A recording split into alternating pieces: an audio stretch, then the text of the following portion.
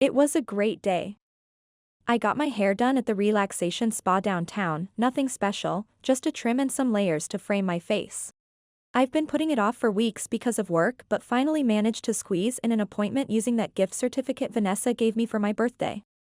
I felt like a new woman despite the heavy gray clouds that threatened more snow.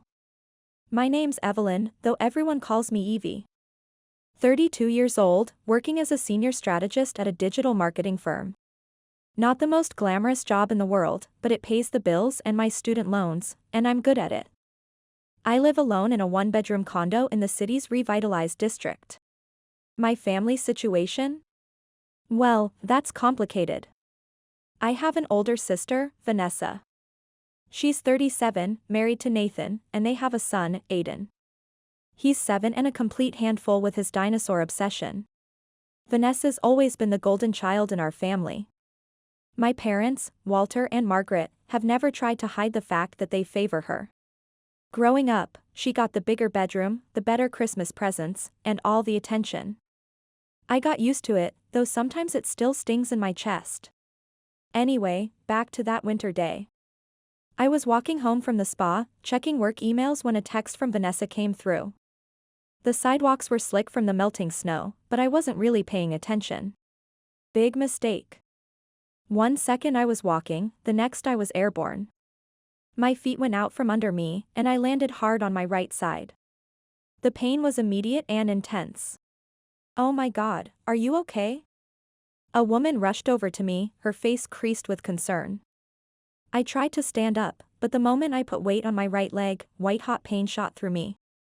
"I think I hurt my leg," I gasped, feeling my stomach twist with nausea. A man who also stopped to help said, "Don't move, you may have a broken bone." The woman introduced herself as Emma and the man as her husband, Jack Bennett. They lived nearby and were both doctors. They offered to drive me to the hospital. Which was a godsend because there was no way I could have walked or even hobbled to catch a bus. At the hospital, they took x-rays right away. The doctor confirmed what I'd already suspected, a clean break in my tibia right below the knee. "You're going to need a cast," he told me, showing me the x-ray. "And you'll be off your feet for about 6 to 8 weeks. They put a splint on first, then the cast. The whole process was uncomfortable, but they gave me painkillers that took the edge off. When they were done, I looked down at my new white accessory and sighed. This was going to complicate things. The hospital arranged a taxi to take me home. Getting up to my third-floor condo was a challenge with the crutches they'd given me, but I managed it eventually, sweaty and exhausted. The first thing I did when I got inside was call work. "Evie, what happened?" my boss Sarah asked. When I explained the situation, slipped on some ice, broke my leg. I tried to sound more cheerful than I felt, my voice betraying just a hint of the pain throbbing through my leg. "Doctor says I'll be out of commission for a while." "Don't worry about the Jenkins project," Sarah assured me. "We can set you up for remote work, and we'll handle the client meetings. Just focus on getting better." That was a relief, at least. Work wasn't going to be a problem. After hanging up, I looked around my condo and realized just how difficult the next few weeks were going to be. Everything seemed suddenly far away and inaccessible, like I was viewing my life through the wrong end of a telescope. Even drinking a glass of water was a challenge, balancing on one leg to keep from falling. I tried to make myself some dinner, but standing at the stove was exhausting, each shift of weight sending jolts of pain up my leg. I ended up just eating some crackers and cheese before collapsing on the couch. That's when I remembered I should probably let my parents know what happened. I called them, but no one picked up. Typical. I sent a text instead, "Hey, just wanted to let you know I slipped on ice today and broke my leg. Going to be in a cast for 6 to 8 weeks. I didn't expect much of a response. My parents had never been the nurturing type, at least not with me, but I still felt I should inform them. About 20 minutes later, my phone buzzed with a reply from my mom. "Evelyn, you're always so inattentive and clumsy. This is what happens when you don't watch where you're going. Vanessa's worried about you. We can't visit right now because we're supervising the renovations at Vanessa's house. Try to be more careful next time. No, are you okay? No, do you need anything?" Just blame and excuses. I tossed my phone aside, fighting back tears that burned in my eyes. I don't know why I expected anything different. They'd always been this way, cold, dismissive, and quick to criticize. Still, it hurt every time, like a knife twisting in an old wound. I hobbled to the bathroom, brushed my teeth, and somehow managed to get ready for bed. As I lay there staring at the ceiling, I tried to banish the unpleasant thoughts about my family. Tomorrow would be another day, and I'd figure out how to manage. I always did, no matter how heavy the weight on my shoulders felt. I woke up the next morning to the insistent ringing of my phone. My leg throbbed despite the painkillers, and I fumbled for my phone on the nightstand. It was Vanessa. Great, just what I needed. She didn't even bother with a greeting.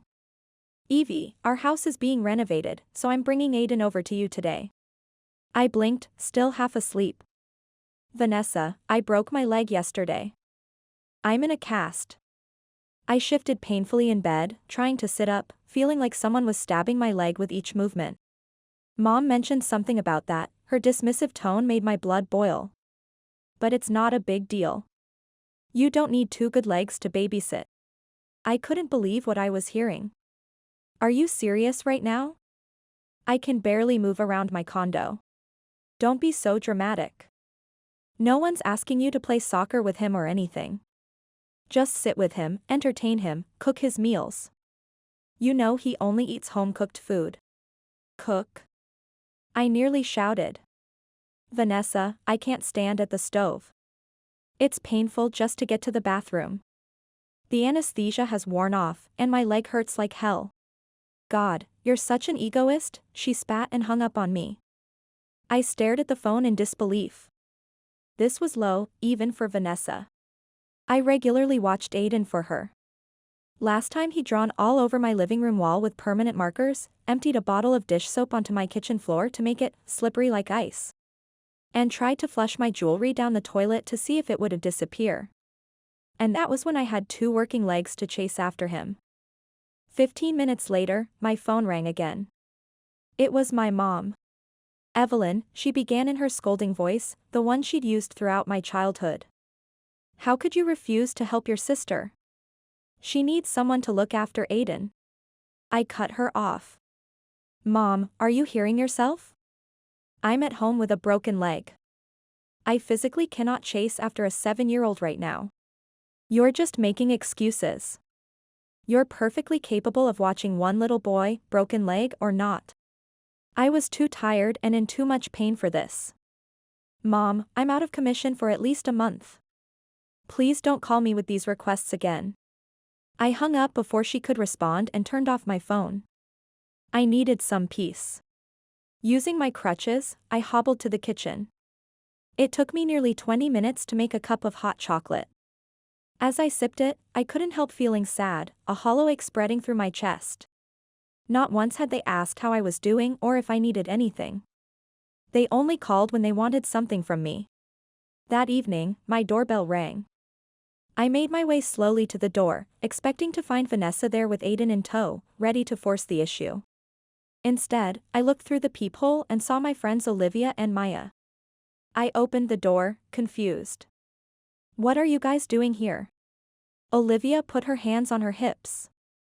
We just found out from Sarah at work that you broke your leg yesterday. Why didn't you tell us? I felt embarrassed suddenly. I didn't want to bother you guys with my problems. Bother us? Maya looked outraged. We're your friends, Evie. That's what we're here for. For a second, I was worried they were actually mad, but then I saw the smile tugging at Olivia's lips. They bustled past me, arms full of grocery bags. We set up a meal delivery service for you, Maya announced, heading straight for my kitchen. But we brought some extras too, all ready to eat or just needing to be heated up. I was speechless as I watched them unload containers of soup, casseroles, sandwiches, and salads into my fridge. You guys didn't have to do this, I finally managed to say, my throat tight with emotion. Shut up and sit down, Olivia ordered, though her tone was gentle. We've also arranged for a cleaning service to come by twice a week. So I sat on the couch with my leg propped up while they set up my smart home system to work with voice commands. After they were done, we ordered pizza and watched a movie together. It was the best night I'd had in a long time, the warmth of their friendship wrapping around me like a blanket. When they left midnight, Olivia hugged me, "Call us anytime." "We mean it." Maya added, "Don't be a hero." After they left, I sat in my clean condo, surrounded by their thoughtfulness, and realized something: my friends were more family to me than my actual family had ever been. The following week passed slowly. My leg was healing, but I still couldn't walk properly. I improved at managing the crutches, though I dropped many things and got frustrated easily. Work had been understanding, letting me do what I could from home. My friends checked in regularly, sometimes bringing food or just stopping by to keep me company. My sister and parents hadn't called again, which was a relief. I thought maybe they'd finally gotten the message. Then, exactly a week after Vanessa's first call, my phone rang with her number. Against my better judgment, I answered. "Hey, Evie," she sounded cheerful, which immediately put me on guard, my stomach nodding with suspicion. "Vanessa," I said neutrally. "So, Nathan and I are celebrating our 15th anniversary next week," she gushed. "We've decided to go to the Maldives for 2 weeks. Isn't that amazing?" "I've already posted about it on Instagram." "Congratulations," I mumbled, unsure why she was telling me this. "That sounds really nice. It's going to be incredible. Anyway, we're leaving this Sunday, and we've decided not to bother with a babysitter since you're at home anyway. You can watch Aiden for the 2 weeks we're gone, right?" I nearly dropped my phone, a surge of disbelief flooding through me. "What?" "Vanessa, I still have a broken leg. I'm not at home anyway. I'm recovering from a serious injury." "Oh, come on. It's only 2 weeks. You're fine. Aiden's not a baby. He just needs meals, some entertainment, and a place to sleep." "No," I said firmly. "I can't do it. I'm sorry, but I physically cannot take care of a 7-year-old right now, especially not for 2 whole weeks." She exploded. "You selfish bitch. You're just lying around doing nothing while I need help. You've always been lazy, but this is a new low, even for you." I was shocked at her venom. "Vanessa, I literally broke my leg. Why can't Mom and Dad watch him? They're supervising the renovation of our house," she snapped. "They can't look after Aiden at the same time." The pieces clicked into place. The renovation was more important than me, their injured daughter, and now it was more important than their grandson, too. Everything made sense now, like a puzzle with all its bitter pieces falling into place. "I'm sorry, Vanessa, but I can't help you," I said firmly. "You'll need to find someone else. You're ruining everything." She shouted. "We already bought the packages. The cancellation policy is strict." "That's not my problem," I replied, then hung up before she could say anything else. Almost immediately, my phone buzzed with text messages from her. "You're going to ruin our anniversary trip. We can't get a refund this late. Why are you being so selfish?" I didn't respond to any of them. What was there to say? She wasn't listening to reason. An hour later, my mom called. I considered ignoring it but decided to get it over with. "Hello," I answered. "Evelyn," Mom's voice was shrill with anger. "What is wrong with you? How could you do this to your sister?" "Do what, exactly? Refuse to care for Aiden while I'm injured? You're sabotaging her anniversary trip with your laziness." I felt my temper rising, heat flushing through my body. "It's not laziness, Mom. It's a broken leg." "Even with a broken leg, you should help your family," she insisted. "Family comes first." That was rich coming from her. "Really? Is that why none of you have checked on me since I broke my leg? Is that why no one has offered to help me?" There was a moment of silence on the other end. "Those are your problems," she finally said, her voice cold. "Well then, Vanessa's trip and Vanessa's child are her problems," I shot back. "Not mine. Please don't call me again." I hung up. The next few days were blissfully quiet, no calls and messages from my family. I started to think they'd finally gotten the message. I was wrong. Saturday morning, my doorbell rang. I wasn't expecting anyone, and my friends usually texted before coming over. Using my crutch, I made my way slowly to the door and looked through the peephole. My heart sank. There stood Vanessa, Nathan, and Aiden. I opened the door but blocked the entrance with my body and crutch. "What are you doing here?" Vanessa smiled, but it didn't reach her eyes. She put her hands on Aiden's shoulders and pushed him forward slightly. "We're dropping Aiden off. Our flight leaves tomorrow morning, and we have some last-minute shopping to do." I stared at them in disbelief. "I told you I can't watch him." Nathan stepped forward. "Look, Evie, it's just for 2 weeks. We really need this break. And I really need to recover from my broken leg," I replied. "I'm sorry, but no." Vanessa's face hardened. "You're being ridiculous. It's just a leg." I gestured at my cast.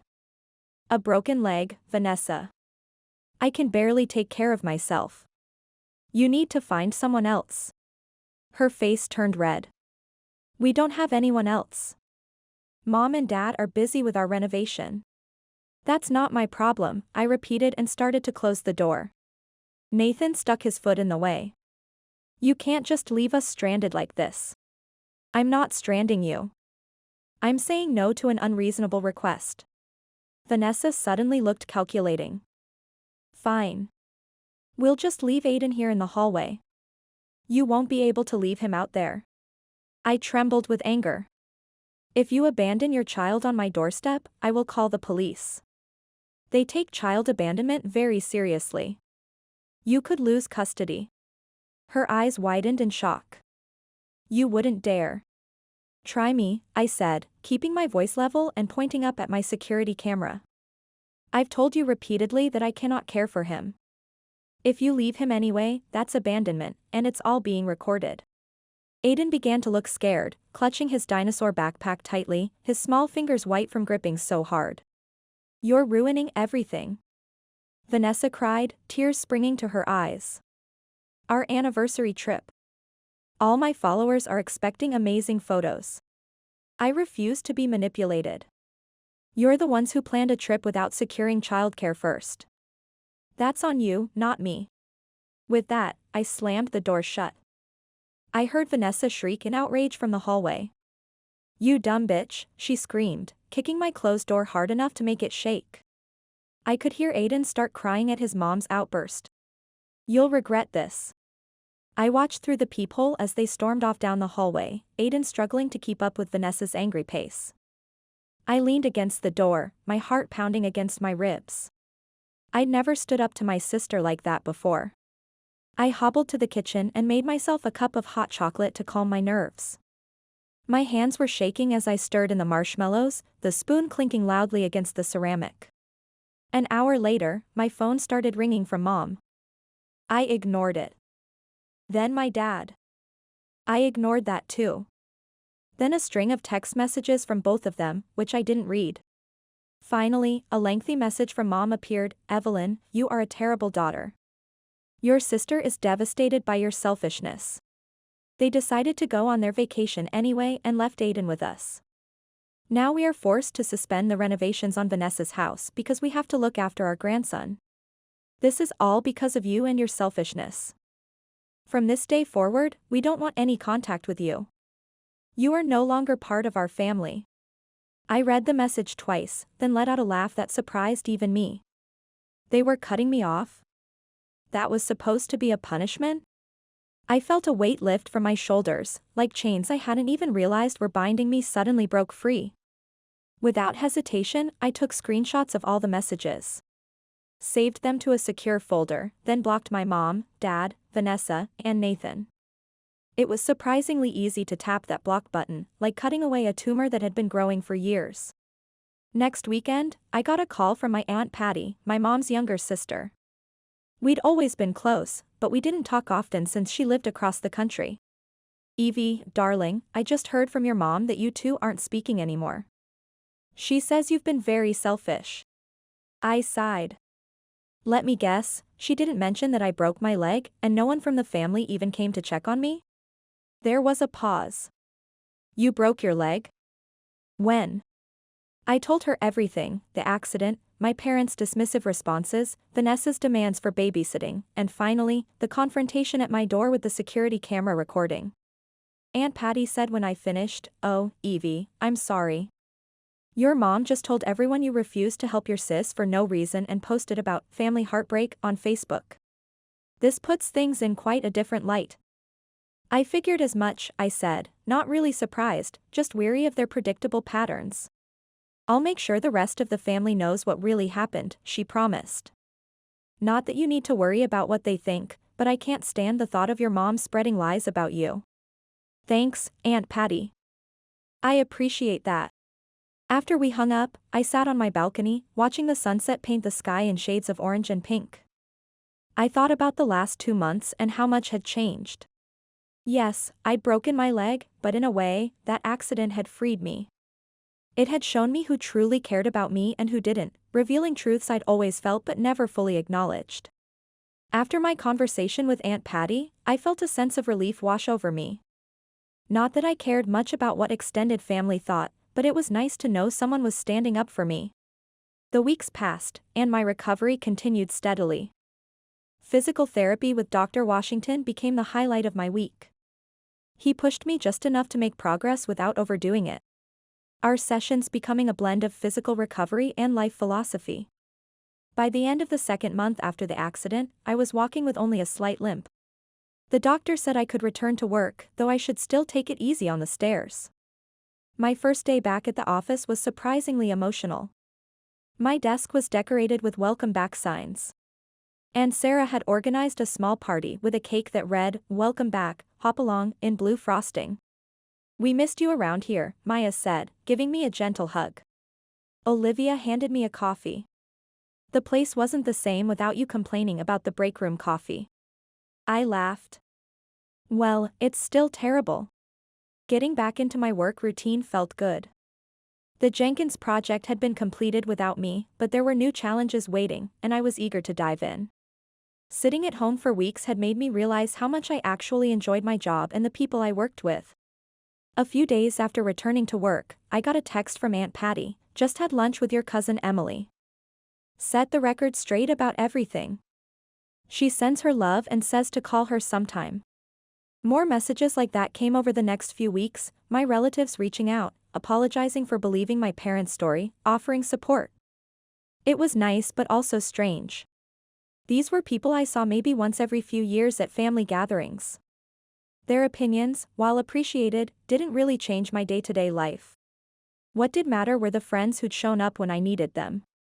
Olivia and Maya had been my rocks, but others had stepped up too. My neighbor Eduardo Vega had started bringing me groceries once a week. My college friend Alicia, who lived across town, had sent care packages. Even my barista at the local coffee shop had kept my favorite muffin aside for me when I'd finally managed to hobble there. One evening, about 3 months after the accident, I was having dinner with Olivia and Maya at my place when Olivia asked, "Have you heard anything from your parents or sister?" I shook my head. "Not since I blocked their numbers. Aunt Patty says they're still bad-mouthing me to anyone who'll listen." "Does that bother you?" Maya asked me gently. I thought about it. Honestly, not as much as I expected. It's like once I accepted that they'll never change, it stopped hurting so much. Olivia raised her glass. "To toxic family members. May they stay blocked forever." We all laughed and clinked glasses, the sound ringing with a freedom I'd never felt before. After they left, I stood on my balcony looking at the city lights. My leg was healing well, only giving me trouble when I pushed myself too hard or when rain was coming. The physical pain was fading, and surprisingly, so was the emotional pain. For years, I tried to earn my family's love and approval. I babysat whenever Vanessa asked, listened to my mom's criticisms without complaint, accepted that I would always be second best to my sister. The broken leg had forced me to say no for once, and that had changed everything, shattering old patterns like my bone had broken. As spring turned to summer, I found myself embracing my new freedom. I joined a book club on Wednesday evenings, something I could never have done while babysitting for Vanessa. I signed up for a weekend cooking class, started dating again, and even planned a solo trip to the coast for the fall. Occasionally, I thought about Aiden. He was just a kid caught in the middle of all this. I hoped my parents were at least being kind to him while they watched him. Maybe someday, when he was older, we could have a relationship separate from his parents. I'd like that.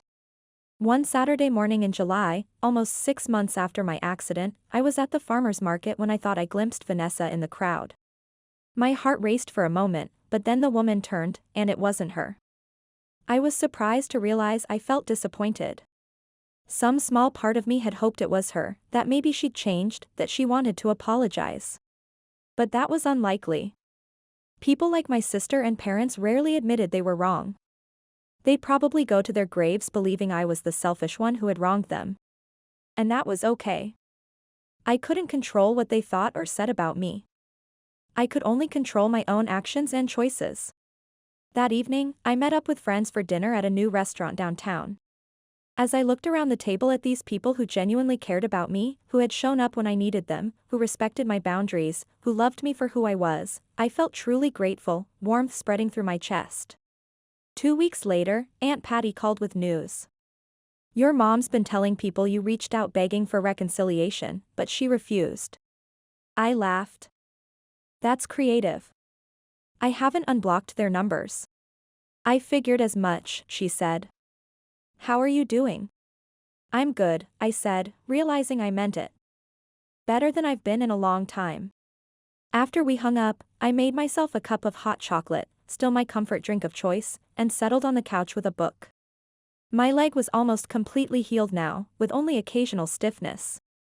Life wasn't perfect. Work was stressful sometimes. Dating had its ups and downs, and my condo still needed a new coat of paint. But for the first time in my life, I felt at peace. I wasn't waiting for a phone call demanding my time, wasn't bracing for criticism, wasn't making myself smaller to avoid rocking the boat. I was just Evie, imperfect, healing, and finally free to live life on my own terms. Sometimes the worst accidents lead to the best outcomes. Sometimes you have to break before you can heal properly. And sometimes the family you choose is more important than the family you're born into.